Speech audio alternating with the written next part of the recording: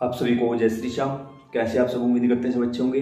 प्रेमियों, आज की वीडियो में हम आप सभी से बात करेंगे कि घर के मंदिर को जागृत कैसे करें, यानी कि घर के मंदिर में जो तस्वीरें रखी हैं उनको जागृत कैसे करें, उनको कैसे जगाएं, घर का जो मंदिर है उस स्थान को पवित्र कैसे बनाएं।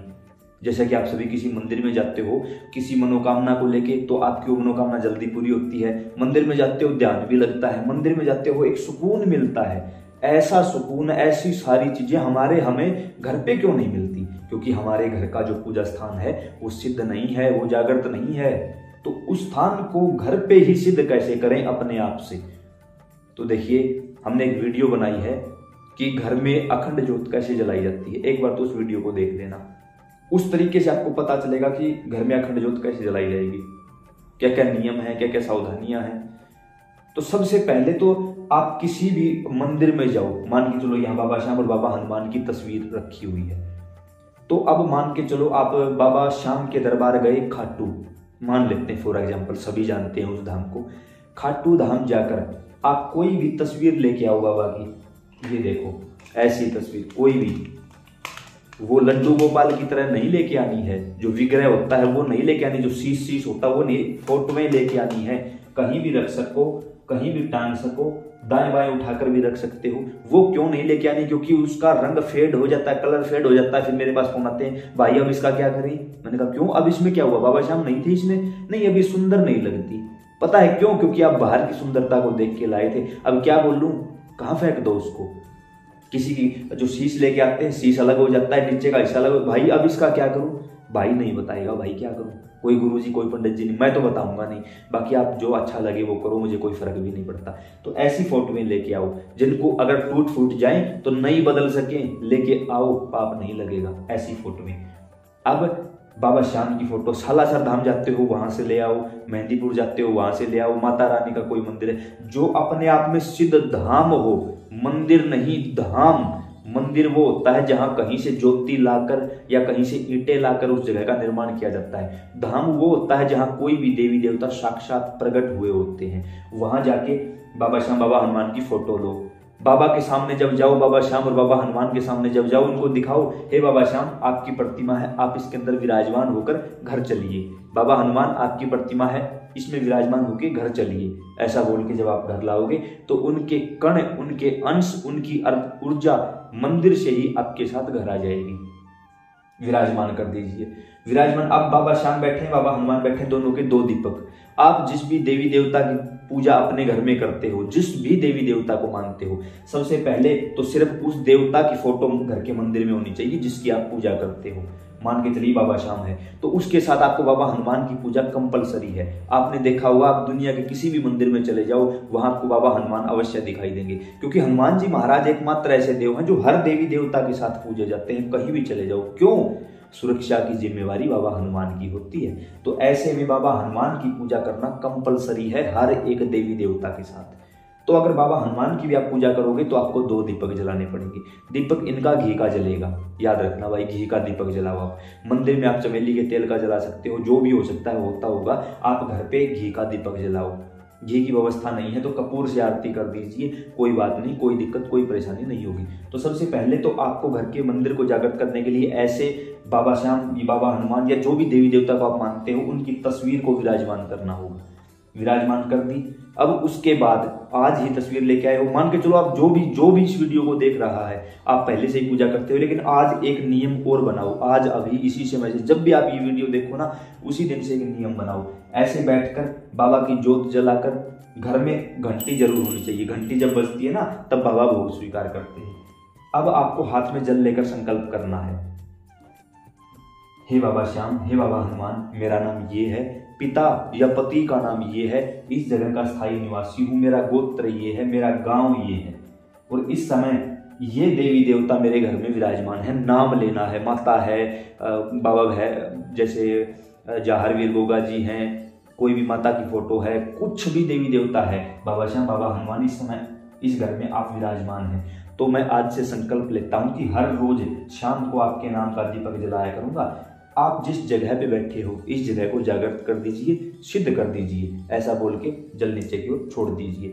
अब हर रोज शाम को आपके घर में दीपक जलना चाहिए। आप जलाओ, बच्चे जलाएं, कोई भी लगाए, लेकिन 2 दीपक घर में लगा दिया करो। उसके अंदर घी डालने की भी जरूरत नहीं, सिर्फ बत्ती को घी में भिगो लगा दो। वो बत्ती 1 मिनट चले, 5 मिनट चले, कोई भी फर्क नहीं पड़ेगा। जब आप हर रोज ये काम करोगे ना, तो स्वतः ही अपने आप ही आपके घर का मंदिर सिद्ध हो जाएगा, जागृत हो जाएगा, उन मूर्तियों में प्राण आ जाएंगे, क्योंकि हर रोज उसके नाम का दीपक जलने लगा है।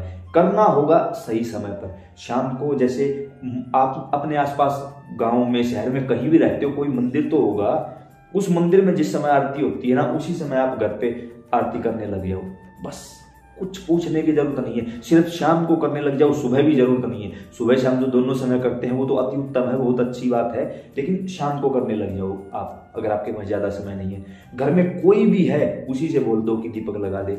ये होना चाहिए कि वो दिन में कम से कम 1 बार तो नहाए, ज्यादा कुछ करने की आवश्यकता नहीं, दीपक जला दिया। जब ऐसे करोगे ना, तो कंटिन्यू 41 डेज के बाद अपने आप आपका घर का मंदिर जागृत हो जाएगा। जल्दी करना चाहते हो, 11 दिनों की अखंड ज्योत जलाओ। अखंड ज्योत कैसे जलानी है वो वीडियो अलग से बना रखी है। 11 दिनों के अंदर ही देवी देवता भी जागृत हो जाएंगे, जो आप दीपक लगाते हो वो पात्र भी सिद्ध हो जाएगा, वो स्थान भी सिद्ध हो जाएगा, और धीरे धीरे आपकी जो जुबान है वो भी सिद्ध होना शुरू कर देगी 11 दिन के अंदर। क्यों? जिस देवी देवता के नाम की अखंड ज्योत जलाई जाती है ना, वो देवता के गण कण योगिनियां दूत वहां मौजूद हो जाते हैं। तो अब आप ऐसा करते रहोगे, अब यहाँ बैठते हो तो ज्यादा कुछ नहीं, बता दिया ना आपको, 5-10 मिनट का आप समय दे सकते हो। 2 देवता हैं, 2 दीपक जल रहे हैं, तो आप बाबा शाम बैठे हैं, बाबा शाम की चालीसा पढ़िए, उसके बाद बाबा हनुमान की चालीसा पढ़िए, फिर खड़े होकर आरती करिए आप, बाबा शाम की आरती, बाबा हनुमान की आरती। जिनको लगता है कि मेरे यहाँ ऐसी व्यवस्था नहीं है, भाई खड़े नहीं हो सकते, या जिनको शारीरिक बीमारी है, वो बैठे बैठे कर सकते हैं, कोई दिक्कत, कोई परेशानी नहीं होगी किसी भी प्रकार से। अब भोग क्या लगाना है भगवान को? जरूरी नहीं आप हर रोज भोग लगाओगे।